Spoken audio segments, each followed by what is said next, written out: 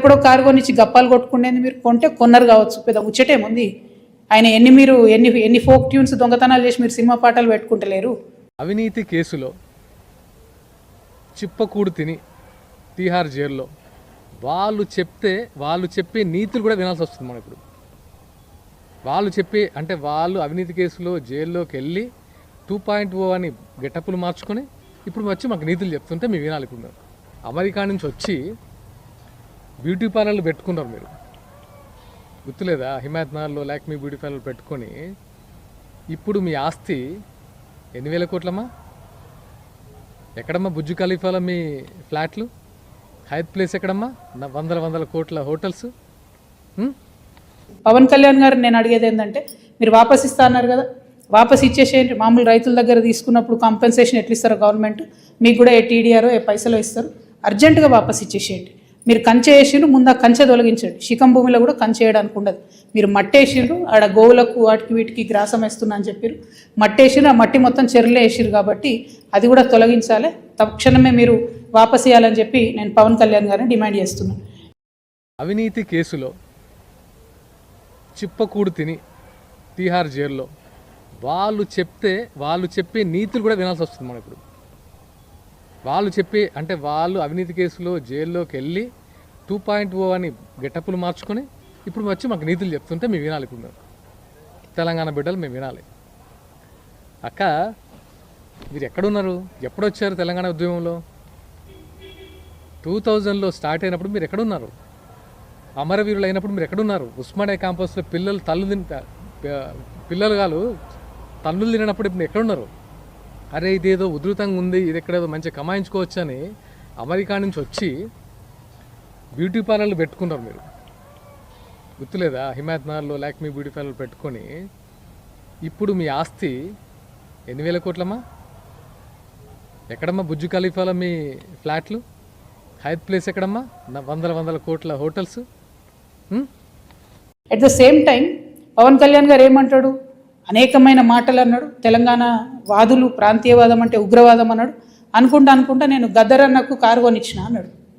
అంటే మీరు మా కళాకారులను ఎందుకు అవమానపరుస్తారు? ఒక పక్కనేమో ప్రొఫెసర్ నాగేశ్వర్ మాట్లాడితే ఆయన మీదకి వస్తారు, మేధావుల మీదకి. ఇంకో పక్క కళాకారులు. అసలు మీరు కూడా కళాకారుడే కదా, మీరు సినిమా యాక్టరే కదా. మీరు సినిమా యాక్టర్గా మీకు ఎట్లా వస్తుంది జీవనాధారం?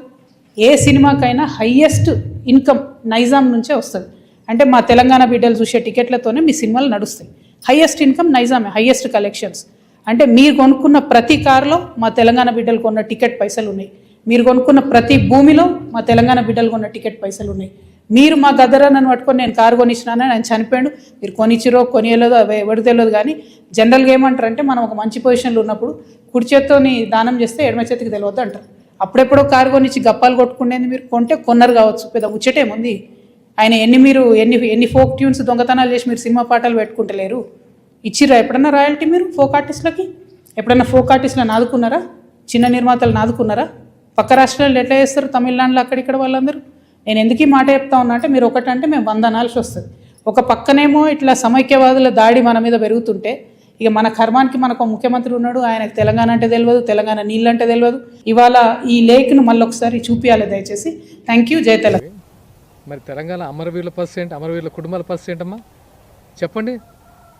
మీరు తెలంగాణ జాగృతి పేరుతో ఒక బతుకమ్మ ఎత్తేసుకొని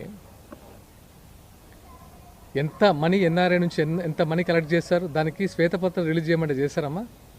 అవి మనకు రావు, ఎందుకంటే మనల్ని ఎవరు అడగద్దు. మనం మాత్రం అందరినీ క్వశ్చన్ చేయొచ్చు.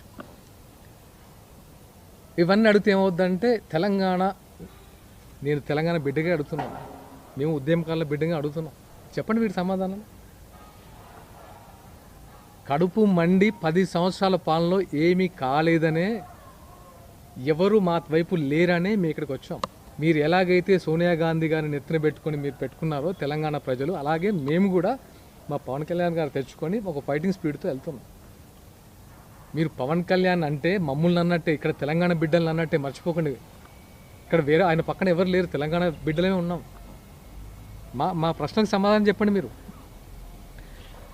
కోడి చెరువు గురించి ఆమె మాట్లాడుతుంది. ఇన్ని అవినీతి పనులు చేసి చిప్పకూడి తినొచ్చిన ఆమె కోడి చెరువు పవన్ కళ్యాణ్ గురించి అవినీతి మాట్లాడుతుంది. ఆమె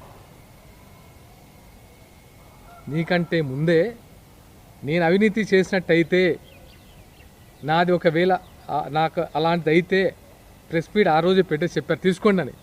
తీసుకోమని చెప్పు. నిజంగా ఆయన నిజంగా అక్రమంగా సంపాదిస్తే తీసుకోమని చెప్పండి. తీసుకోండి, రేవంత్ రెడ్డి గారు తీసుకోమని చెప్పారు కదా, మరి ఎందుకు రావట్లేదు?